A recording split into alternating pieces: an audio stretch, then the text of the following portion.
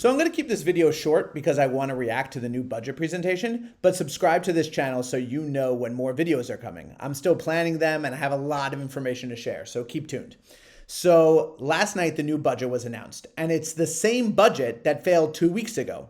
The board is basically trying for another shot at the same thing because they are betting that they could turn out more votes this time than the people who opposed the budget the first time around.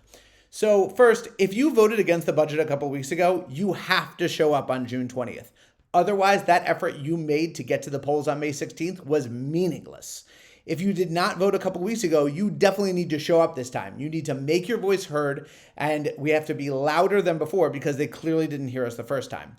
This presentation is insulting to the majority of voters who voted no on the budget. And I view this revote as an abdication of responsibility by the school district and the board that adopted the budget.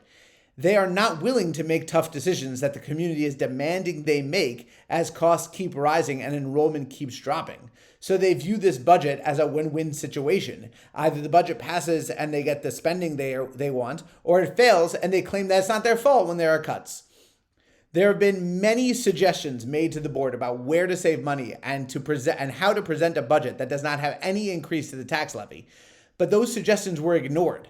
It's hard to accept the reality that since 2015, public schools enrollment is down 25%, and to make the changes that are necessary to keep those costs down, the board is not accepting that reality, and they're not making any changes to reflect it.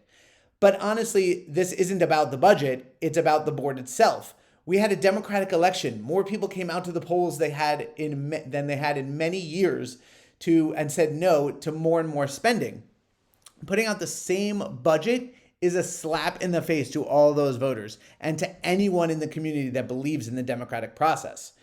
In the 2 weeks that they've had to present a budget, they've decided to spend that time creating veiled threats to a large swath of the community.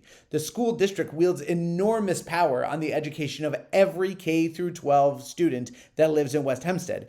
Every student is a part of that responsibility, regardless of the school they attend. We are nearing the point, if we haven't already passed it, where the students that do not attend the public school outnumber those who do. So given that there are elections every single year, it would be political malpractice to target the few services that those students receive from the district while those families are paying for the district expenses.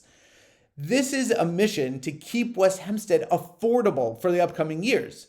So when they say it's $155 on the average, that's the average. That means half the town is going to be higher than that, and in many cases significantly higher.